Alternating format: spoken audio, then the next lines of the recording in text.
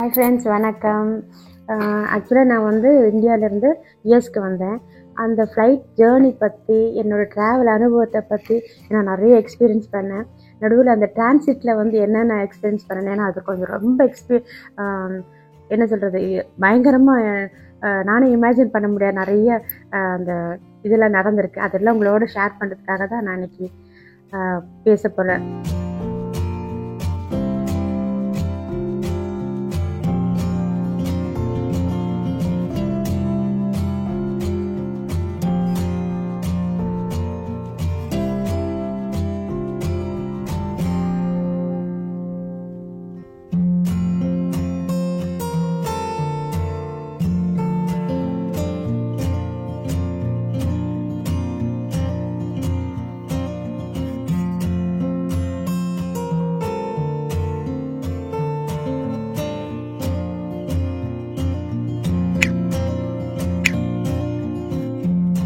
அம்மா ஸ்டார்ட் பண்ணுறதுக்கு முன்னாடி நாங்கள் எந்த ஃப்ளைட்டில் அம்மாவுக்கு வந்து டிக்கெட்ஸ் போட்டோம் அப்படின்னு பார்த்திங்கன்னா, லுஃப்தான்ஸா ஏர்வேஸில் தான் ஃப்ளைட் போட்டோம். ஸோ அது வந்துட்டு சென்னையிலேருந்து டேரெக்டாக ஒரு ஸ்டாப் மட்டும் இருக்கும்.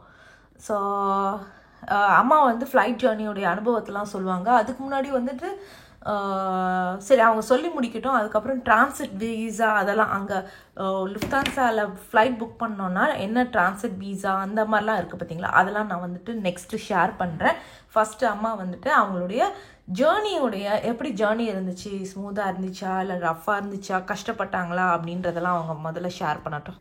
ஏர்லி மார்னிங், அதாவது 25th early morning 2 o'clock flight. But ஆக்சுவலாக 25th நம்ம கனெக்ட் பண்ண முடியாது. ஏன்னா 24th வந்து 3 hours பிஃபோர் இருக்கணும் இன்டர்நேஷ்னல் ஃப்ளைட்டில். அது உங்களுக்கு எல்லாருக்கும் தெரிஞ்சிருக்கும். அதனால 3 hours பிஃபோர் இருக்கணும். நான் வந்து யூஸ்வலாக வந்து லேட்டாக போக மாட்டேன். ஏன்னா காலேஜ் போகிறச்சே வந்து காலேஜ் ஒர்க் பண்ணுறச்சே வந்து அங்கே 9 o'clock இருக்கணும். 8:30க்கே நான் வந்து தமிழ் பிரச்சனை வச்சுட்டு உள்ளே போடுறேன். அதான் ரொம்ப சீக்கிரம் போயிடும். இது வந்து நான் 8 o'clock 7:30க்கு வீட்டில் இருந்து கிளம்பிட்டு 8:30க்கெல்லாம் அங்கே இருந்துட்டேன் நான். ஸோ நான் வந்து கேபினை ஓப்பன் பண்ணுற மாதிரி அந்த மாதிரி. ஏன்னா சீக்கிரம் போயிட்டாக்கா ஒரு நிம்மதியாக இருக்கும். ஒருவேளை டிராஃபிக்கில் ஆக்சுவலாக weekend Friday next Thursday night. So weekend, அதனால வந்து ஒருவேளை டிராஃபிக் எப்படி இருக்குமோ, எல்லாம் வேலைக்கு போயிட்டு திரும்பி போகிறவங்களாம், அதனால டிராஃபிக் திடீர்னு ஏதாவது ஆச்சுன்னா அதனால எப்போதும் முன்னாடி போகிறது சேஃப்னு நினைக்கிறேன். நான் என்னைக்குமே ஊருக்கு முன்னாடி உட்காந்துருவேன். இல்லை, நிம்மதியாக இருக்கும். இப்போ வந்து சென்னை ஏர்போர்ட் ரொம்ப டிஃப்ரெண்ட், ரொம்ப பியூட்டிஃபுல்லாக இருக்குது. நானே வந்து என்னடா இது சென்னை ஏர்போர்ட் தானே, போன தடவை வந்து 2 years பேக் அது சென்னை ஏர்போர்ட் வேறு மாதிரி இருந்தது. இப்போ பார்க்கும்போது பயங்கரமாக அந்த லாபிக்கு உள்ள உள்ள வந்து ரெஸ்ட் எடுக்கிற உட்காந்து வெயிட் பண்ணுற இடம்லாம் வந்து எல்லாமே சோஃபா மாதிரி போட்டு பியூட்டிஃபுல்லாக இருக்குது. இன்டர்நேஷ்னல் வந்துட்டோமா, சென்னை ஏர்போர்ட்டுன்னு தெரியல, ரொம்ப மாடிஃபை பண்ணி பியூட்டிஃபுல்லாக இருந்தது. அவ்வளோ அழகாக இருந்தது. புது ஏர்போர்ட் சூப்பராக இருக்குது. ரொம்ப நல்லா மாற்றிருக்காங்க, பெருசாக இருக்குது. சென்னை ஏர்போர்ட் மாதிரியே இல்லை, பழைய சென்னை ஏர்போர்ட் வேற மாதிரி இருந்தது.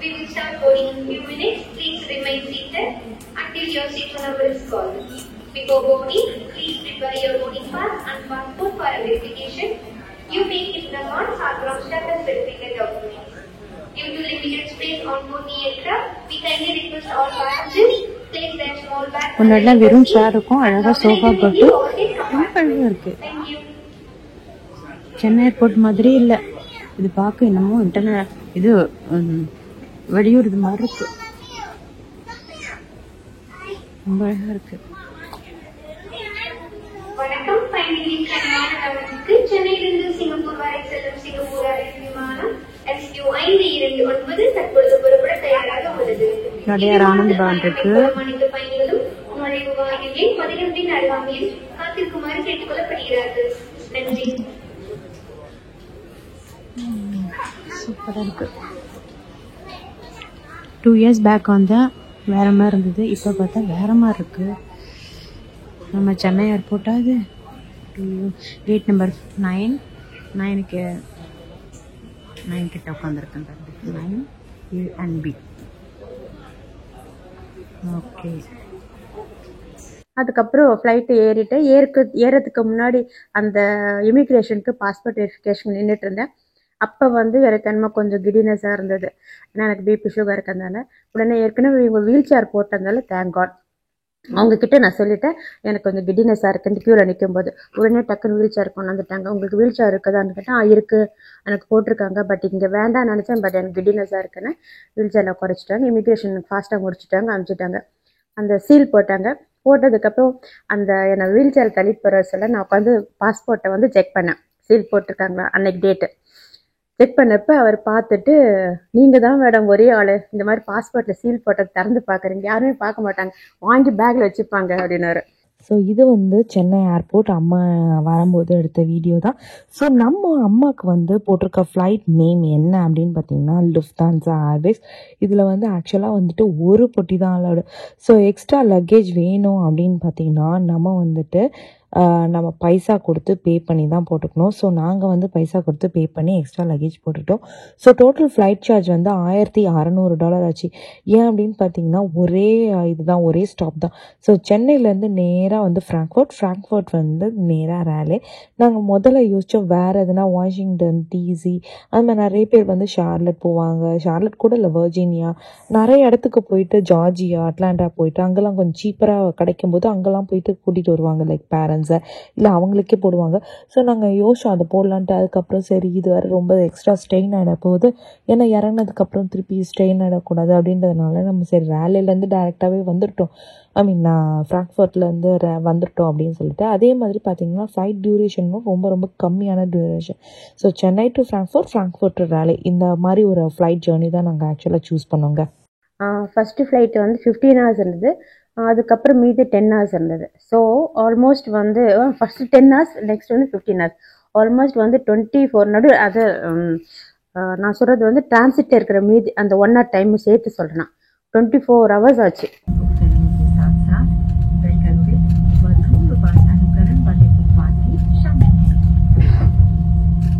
आपको कानूनन सभी संकेतों का पालन करने के साथ साथ विमान कर्मियों द्वारा दिए गए निर्देशों का पालन करना आवश्यक है। हमारे विमान कर्मी आपकी यात्रा को आरामदायक बनाने के लिए हर संभव प्रयास करेंगे। यदि आपके कोई प्रश्न है तो कृपया निसंकोच हमसे पूछताछ करें। हम आपकी विमान पर एक सुखद यात्रा की कामना करते हैं।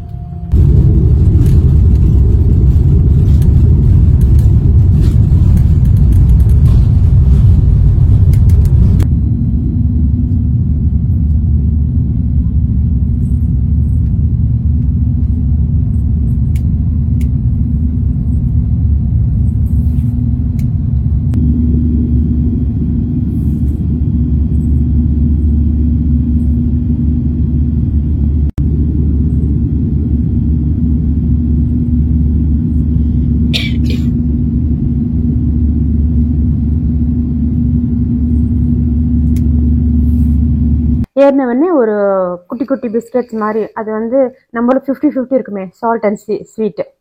ஓகே, அதே மாதிரி அது சாயில் போட்டோன்னா 50-50 ஸ்வீட்டு சால்ட் இருந்தது தெரிஞ்சது. அது சின்ன பேக்கெட்டை. முன்னாடியெல்லாம் வந்து பீனட்ஸ் கொடுப்பாங்க, நல்லா பெரிய பெரிய பீனட்ஸ் சூப்பராக இருக்கும். இப்போ அதெல்லாம் பட்ஜெட் கம்மியாக போச்சு போட்டுருக்கு, பிஸ்கெட் கொடுக்க ஆரம்பிச்சிட்டாங்க. அதுவும் சால்ட் அண்ட் ஸ்வீட் பிஸ்கெட்டு. சரி அது சாப்பிட்டாச்சு.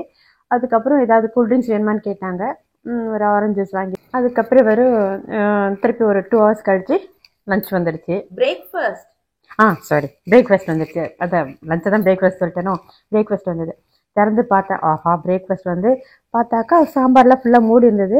என்னடா அது இட்லி சாம்பார் போல் இருக்கு, பக்கத்தில் உப்புமாவா என்னன்னு தெரியல. சரி சாப்பிட்டு பார்த்தா ஒரு சாம்பார் வடை, அது ஒரு இட்லி ஒரு வடை, அது மேலே சாம்பார் ஊற்றணும், ரெண்டுமே முழுகி போச்சு. எது மேலே சாம்பார் ஊற்றுன? நான் ஊற்றலை, அவங்களே ஊற்றி வச்சுருக்காங்க. ஆனால் நீ சாம்பார் மட்டும் நினச்சிட்ட?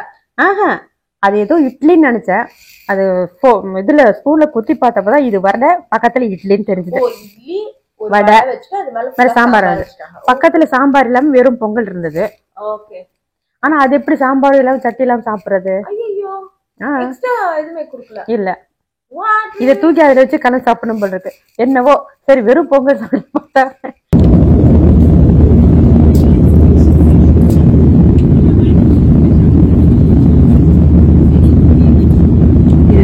எப்படி கண்டுபிடிச்சேன்னா ஒரே ஒரு மழை வர்றது. அதுக்கப்புறம் எப்படி இருந்தது taste? Idli taste okay, not bad. Not bad. Vada அது ஒன்று ஓகே. சாஃப்டா இருந்ததா? அது ஊறி சாஃப்டா தான், ஊறினதுக்கு அப்புறம் சாஃப்டா தான் இருந்தது. ஓகே, யாரும் அடிக்கிற மாதிரி இல்ல. அடிக்கிற மாதிரிலாம் இல்லை, சாஃப்டா இருந்தது. ஆனால் ஒரு வடை ஊறாம அப்படியே குத்துனா அப்படியே ஒரு மாதிரி குத்த முடியாம இருக்கும். இது இருக்கும். சாஃப்டா குத்தி சாப்பிடலாம். அப்புறம் ஈஸியா இருந்தது. இது டெசர்ட் என்ன கொடுத்தாங்க? டெசர்ட் வந்து ஃப்ரூட் யோகர்ட் கொடுத்தாங்க. ஓ சூப்பர். அப்படியே ஒரு காம்போ மாதிரி வந்துரும் இல்லையா, கொடுத்துட்டு தண்ணி பாட்டில் ஒன்று கொடுத்துருவாங்க. ஓகே, அப்புறம் அதோட அவ்வளவுதான். டீ ஏதோ குடிச்சிருக்க போல இருக்கு. வந்து கேட்டாங்க டீ வேணுமா, சரி டீ கொடுங்க, குடுக்குறாங்களே ஆசையா. சுகர் இல்லாம டீ கொடுத்துருங்கன்னா சுகர் ஃப்ரீ. அப்போ ஜூஸும் அடிச்சிருக்க, டீயும் அடிச்சிருக்க. ஆனா என்னன்னா அந்த டீ குடுக்கும்போது டீ சூடாவே இருக்காது, ஆறி போய் இருக்கும். அப்படியே திருப்பி கொடுத்துட்டேன். டீ குடிக்கிறது எதுக்கு, சூடா குடிக்கணும்ட்டு, அது சூடாவே இருக்காது. அதுக்கப்புறம் புஷ்பா பாத்தியா? தெலுங்குவா? தெலுங்கு. வேற என்ன பண்றது, அவ்வளவுதான் இருந்தது. தெலுங்கு படம் இருந்தது. வேற எந்த தெலுங்கு தமிழ்ல கம்மியா தான் இருந்தது, ஒண்ணுதான் அப்படிதான் இருந்தது.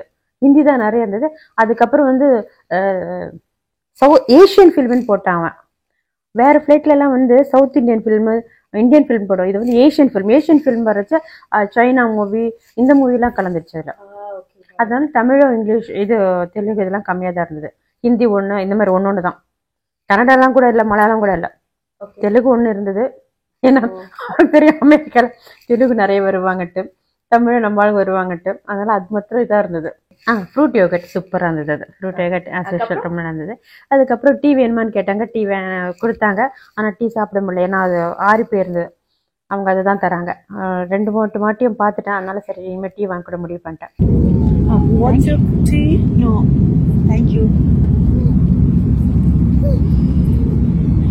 அவ்வளோதான், ஸ்டாப் பண்ணியாச்சு. அதுக்கப்புறம் கொஞ்சம் வெளியில வேடிக்கை பார்த்துட்டு அது யூஷுவல் கால் நீட்டிட்டு ஒரு லைட்ல ஆஃப் பண்ணிடுவாங்க அவங்களே. தூக்கம் வருதோ இல்லையா, எல்லாம் தூங்க ஆரம்பிச்சிருவாங்க. தூங்கி முடிச்சுட்டு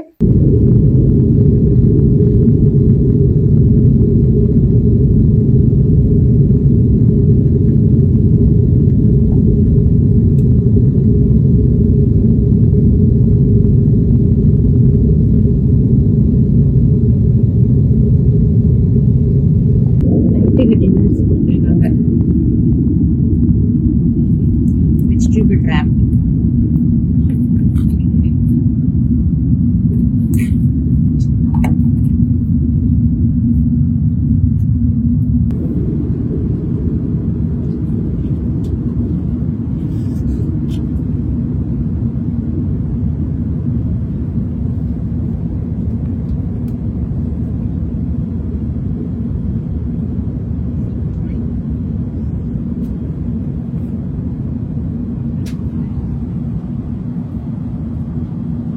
ஃப்ளைட்ல லெக் ஸ்பேஸ்லாம் எப்படி இருந்துச்சு உனக்கு? லெக் ஸ்பேஸ் வந்து முன்னாடி வந்து என்ன வந்து இதில் எம்ப்ராய்டு வந்து எமிரேட்ஸில் வந்தேன். அது வந்து கொஞ்சம் கிட்டக்க இருந்தது சீட்டு. இது கொஞ்சம் இல்லை. இல்ல நீ எமிரேட்ஸ் வந்து எத்திஹாட் எஸ், அபுதாபி தான் டிரான்சிட் போன தடவை. அபுதாபி வந்து அப்ப எத்திஹாட் பசிபிக் வந்துட்டு எமிரேட்ஸ் கத்த பசிபிக் இப்போ கேன்சல் ஃபுல்லா இந்தியாவுக்கு கிடையாது. இப்போ கொரோனா வந்ததோ அது கத்த பசிபிக் நிறுத்திட்டாங்க. ஏன்னா அது ஹாங்காங்ல இருந்து வருது இல்லையா, அதனால ஸ்டாப் பண்ணிட்டாங்க. இந்தியாவுக்கு வராது. இதுல தான் எத்திஹாட்ல தான் வந்தேன், அபுதாபி. அதனால தான் வாட்ஸ்அப்ல கூட எனக்கு கால் பண்ண முடியல, அங்கே கால் பண்ண முடியாது, ஜஸ்ட் மெசேஜ் தான் அனுப்ப முடிஞ்சது அபுதாபில. அது வந்து கொஞ்சம் கிட்டக்க இருந்தது. எத்திஹாட்ல வந்து நல்லா இருந்தது, ஃப்ளைட்டு நல்லா இருந்தது, சாப்பாடு சூப்பரா இருந்தது எத்திஹாட் ஃப்ளைட்ல. அபுதாபி ஏர்போர்ட் சூப்பரா இருந்தது. ஆனா வந்து கொஞ்சம் கிட்டக்க இருக்கும், கால் கொஞ்சம் நீட்டி ரொம்ப கம்ஃபர்டபுள் இருக்க முடியாது.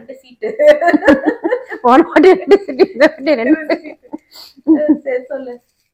அம்மாவுடைய விசா ப்ராசஸ் அதையும் நான் உங்களுக்கு எக்ஸ்பிளைன் பண்றேன் கொஞ்ச நேரத்துல. இந்த ஃபர்ஸ்ட் ஃளைட்டை முடிக்கிட்டோம், நெக்ஸ்ட் ஃளைட்ல சொல்றேன் நான் உங்களுக்கு அதை பத்தி. ஆமா நீ சொல்ற, நானும் ஒரு வாட்டியும் கேட்பேன்.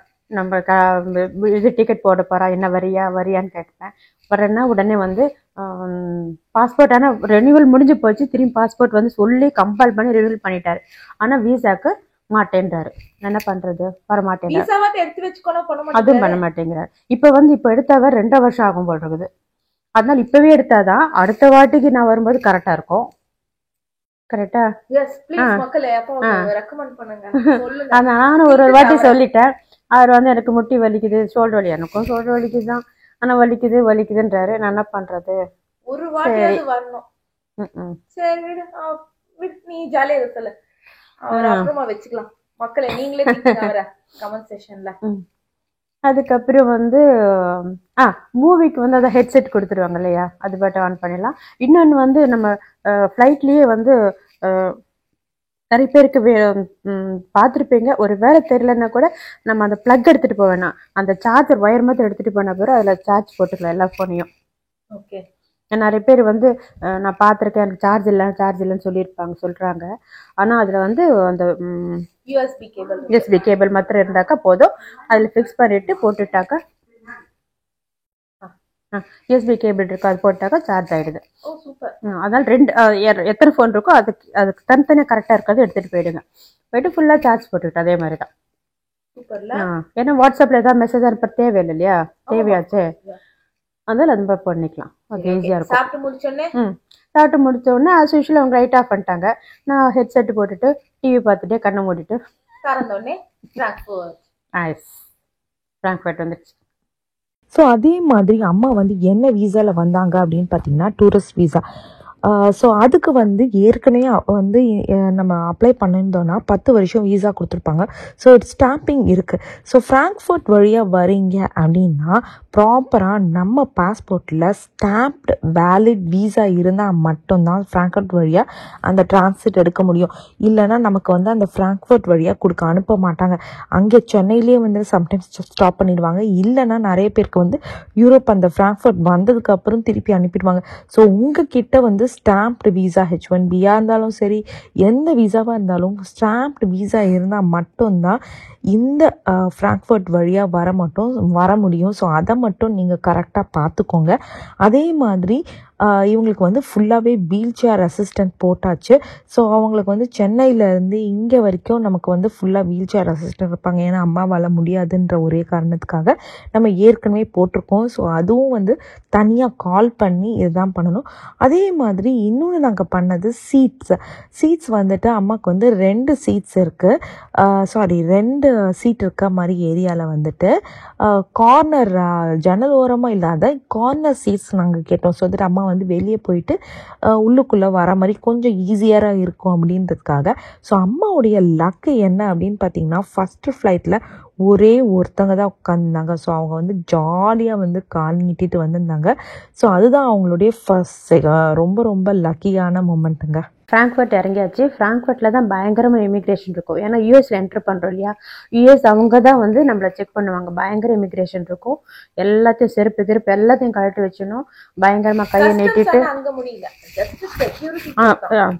செக்யூரிட்டி செக் மெயினாக எல்லா பேக்கு மாதிரி திருப்பி செக் பண்ணுவாங்க. தலையில் ஹேர் பின் எல்லாத்தையும் கழட்டி வச்சுட்டு அதே மாதிரி இது அப்போ வந்து தண்ணி பாட்டில் கூட அலோடு கிடையாது செகண்ட் டைமுக்கு. அங்கே யூஎஸ்ல இறங்கினதுக்கு அப்புறம் என்ன அலோவ் பண்ணுறாங்க, கையில் வச்சுட்டு. அங்கே வந்து தண்ணி பாட்டில் கூட அலோடு கிடையாது, தூக்கி போட்டுருவாங்க. ஃபுட்டு மாத்திரம் அலோவ் பண்ணுறாங்க. ஏன்னா அது கொரோனா வந்ததுலேருந்து அதுக்கு முன்னாடி இல்லாம போச்சு. அது நிறைய பேருக்கு டயட்டரி ரெஸ்ட்ரிக்ஷன்ஸ் இருக்கும். மீட் சாப்பிட மாட்டாங்க, ஜெயின் ஃபுட் இருக்கு, அங்க ஏர்போர்ட்ல கிடைக்காது. சோ கொஞ்சம் அலர்ஜி கூட இருக்கும் இல்லையா, அதனால எடுத்துக்கலாம். அப்பவே பாத்தீங்கன்னா கத்திரிக்காய் அலர்ஜி அந்த மாதிரி இருக்கு. சோ அதனால அது கொஞ்சம் அது மட்டும் டயட்டரி ரெஸ்ட்ரிக்ஷன்ஸ் இருக்குல்ல, சோ அதனால அதை மட்டும் அலோவ் பண்ணுவாங்க. அதே மாதிரி எவ்வளவு நேரம் உனக்கு அந்த டிரான்சிட் டைம்ல வந்து, ஆனா ஃப்ராங்க்ஃபர்ட் வந்து ஜஸ்ட் 2 hours தான். ஆனா 2 hours ஃப்ராங்க்ஃபர்ட்ல வந்து அந்த ஏர்போர்ட்ல நிஜமாவே ஐ மஸ்ட் அப்ரிஷியேட் தம். அவ்வளோ ஃபாஸ்ட்டாக என்னை கூட்டிகிட்டு போனாங்க.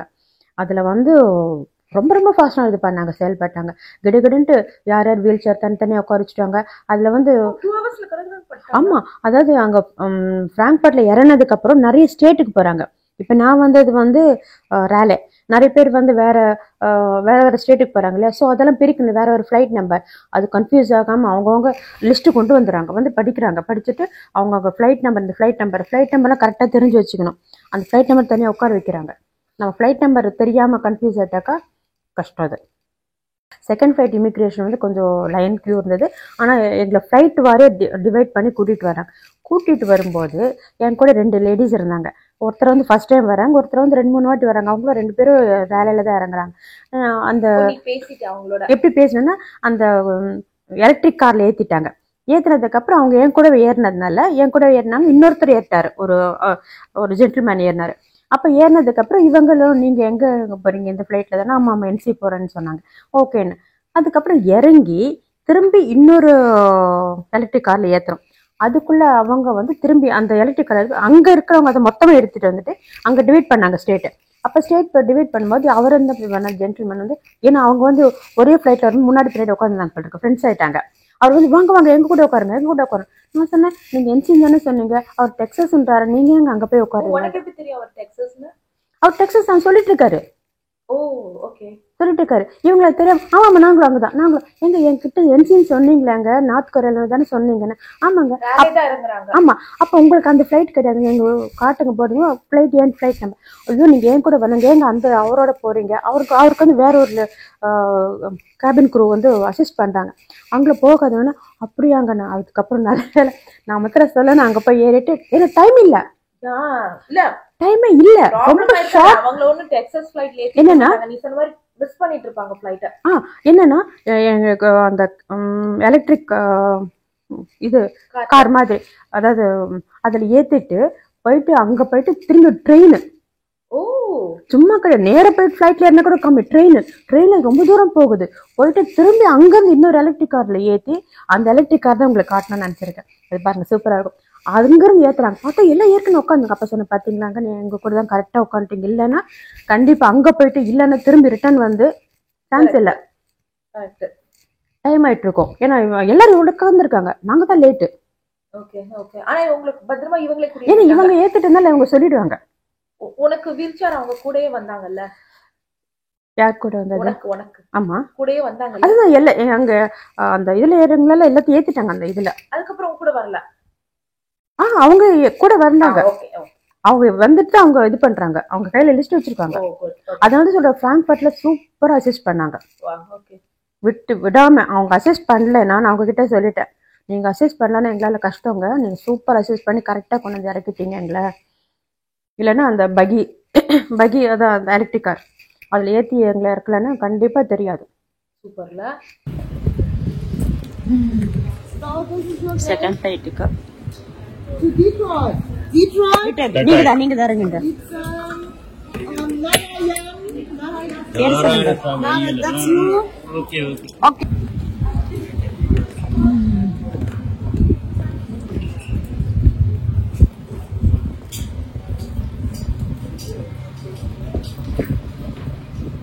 Which gate for us, ma'am?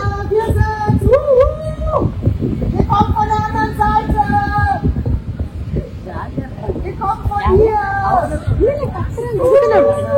இது பண்ணக்கூடாது. இது பாருங்க 408 நம்மளது சூப்பர் அசிஸ்ட் பண்ணாங்க கரெக்டா. நாங்க போய் சொன்னா கூட இருங்க நாங்க பாத்துக்கிறோம்ட்டாங்க அவங்க.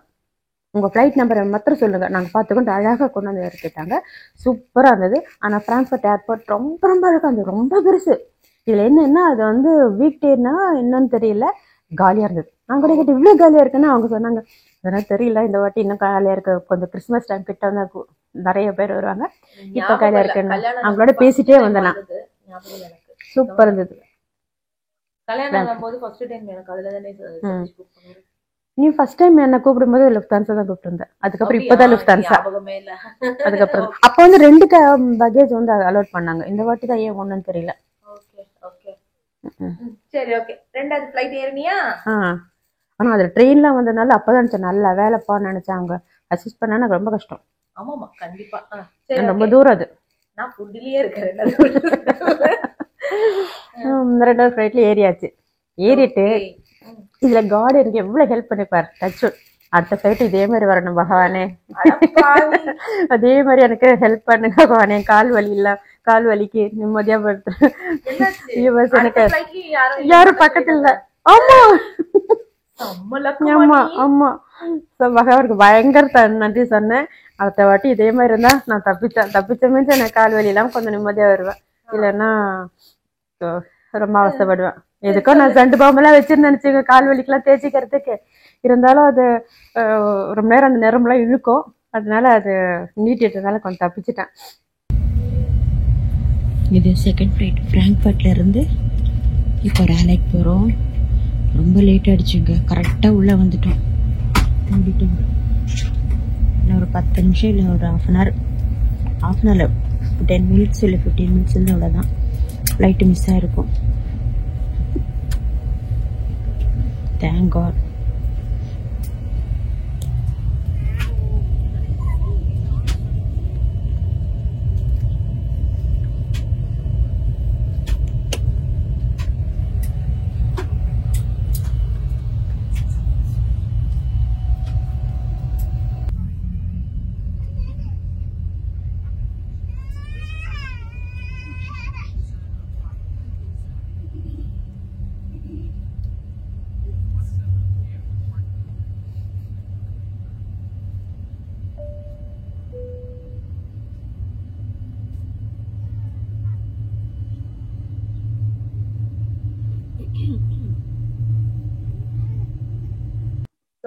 பிரேக்ஃபாஸ்ட் என்ன கொடுத்தாங்க நெக்ஸ்ட் ஃப்ளைட்? பிரேக்ஃபாஸ்ட் கொடுக்கல.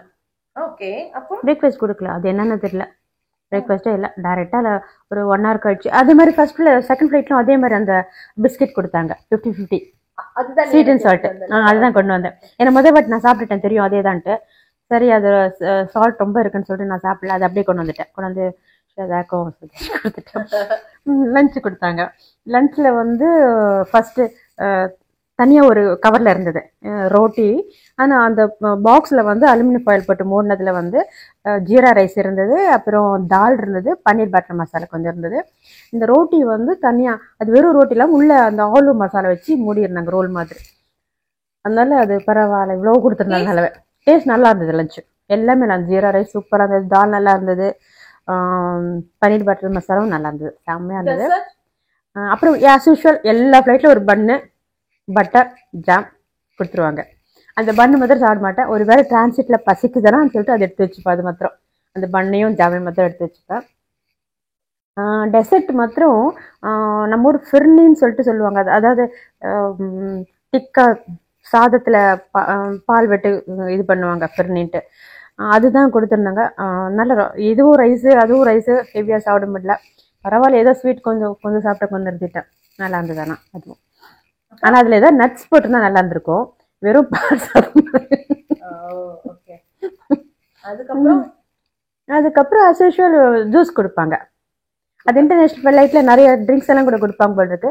சாப்பிட்டு முடிச்சதுக்கப்புறம் எல்லாரும் கேட்டுட்டு இருந்தாங்க உங்களுக்கு என்ன வேணும் என்ன வந்துட்டு. நான் ஆஸ் யூஷுவல் ஆரஞ்சு ஜூஸ் திருப்பி வாங்கிட்டேன். ஓகே. அப்பா இருந்தாலும் ஜாலியாக என்ஜாய் பண்ணிருப்பான். அடுத்த வாட்டி அப்பாவை பிடிச்சி இப்போ சொல்லிட்டு தான் இருக்கேன், எங்க அவர் வர மாட்டேங்கிறாரு.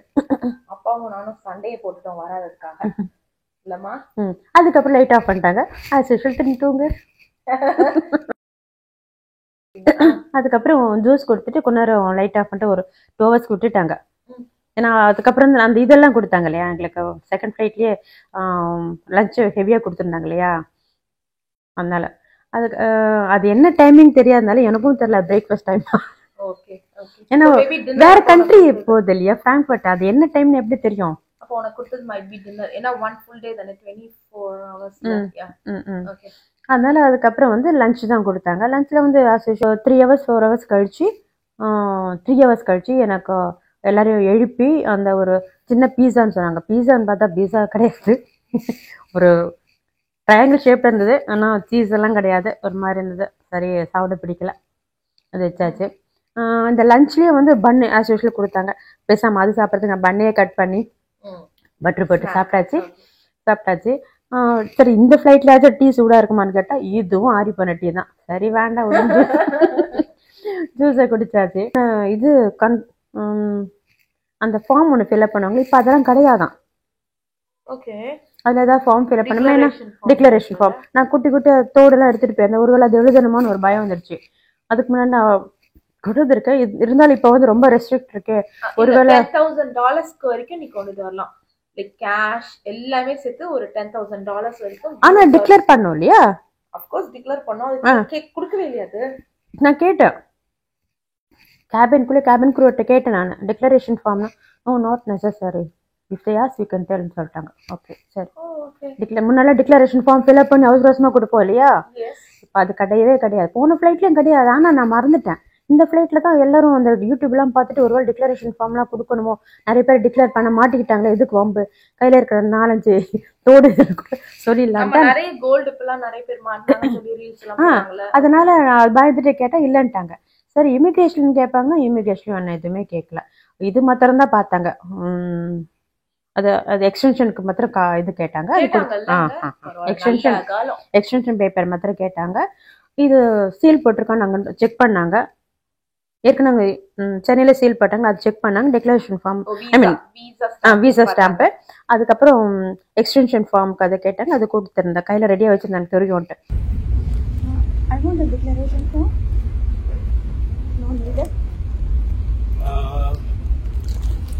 Are you a visitor? Yeah.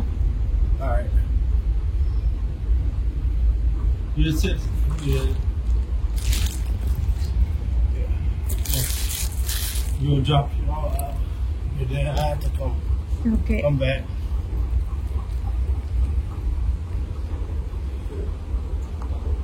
The immigration we have to give the declaration for?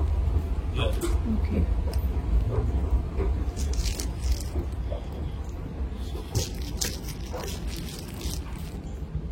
There's going to be like a little hill. Usually they'll give it to the flight, but nowadays they're not giving in the flight. So I don't know where to get it. Rest room வந்து starting போகும்போது நல்லா இருக்கும். ரெண்டாவது meals எல்லாம் அப்படி நான் முடிச்சு கேட்கல. போகும்போது Oh my God, நான் அதை கேட்கல. ரொம்ப இருக்கும். அம்மா நான் அப்படி கேட்க வரல. லைக் அது ஸ்பேஸ் அந்த மாதிரி கேட்க வந்தேன். அது வந்து ஒரு இந்த லுஃப்தான்ஸால வந்து டிஃப்ரெண்ட். அது யூஸ்வலி எல்லா ஃப்ளைட்லயும் வந்து இந்த சைடு டாய்லெட்டா ஒரே மாதிரி இருக்கும், அந்த சைடு ஐ மீன் ஒரே ஸ்பேஸா இருக்கும். இதுல மாத்திரம் ஒரு சைடு மாத்திரம் பெருசா இருந்து ஒரு சைடு சின்னதா இருந்துச்சு. அது என்னன்னு தெரியல. ஓ ஓகே. அது என்னன்னு தெரியல. அது ரெண்டாவது வாட்டி சின்னது போகும்போது அது பெருசா தெரிஞ்சது. ஓ அந்த மாதிரி இருந்துச்சா? அந்த மாதிரி. யூசுவலா ரெண்டுமே சின்ன சின்னதா தான் ஆமா. ஆனா என்னன்னா அந்த டாய்லெட் சீட் இருந்தது நிறைய, அது போட்டு உட்கார்றதுக்கு நல்லா இருந்தது. அந்த seat cover. Seat cover okay. அது பேப்பர் மாதிரி இருக்கும், எடுத்து போட்டு உட்காரத்துக்கு. அது இல்லைன்னா கொஞ்சம் கஷ்டம், ஓகே. ரொம்ப கஷ்டம். அது இருந்தது நிறையவே. போன எத்திஹாட்ல கூட இருந்தது நினைக்கிறேன். Okay okay. அது ஓகே. அப்புறமா இங்க இறங்கிட்டியா? அஸ் யூஷுவல் வந்து டாய்லெட்குள்ளே அஸ் யூஷுவல் குட்டி கப் வச்சிருப்பேன் கை வாஷ் பண்ணுறதுக்கு. ஹேண்ட் சோப் இருந்தது, அது எல்லாருக்குமே தெரியும் இல்லையா, கையெல்லாம் வாஷ் பண்ணிக்கிற மாதிரி நல்லா இருந்தது. அவ்வளோதான். ஃபேஷியல் டிஷ்யூ இருந்தது. ஓகே, ரெஃப்ரெஷ் ஆகிட்டு வரவங்களுக்கு வரலான்ட்டு. அதுக்கப்புறம் இறங்கிட்டியா? இறங்கியாச்சு. இறங்கி ஆனால் இறங்கி வீல் சேருக்கு கூட்டிகிட்டு வந்தவன் ரொம்ப நல்ல மாதிரி.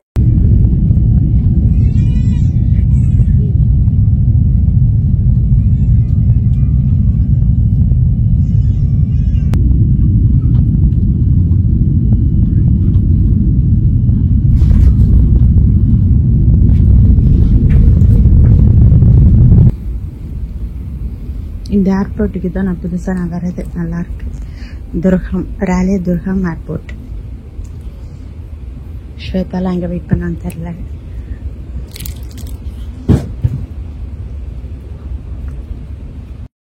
வீல் சேர் தள்ளிட்டு வந்தார்.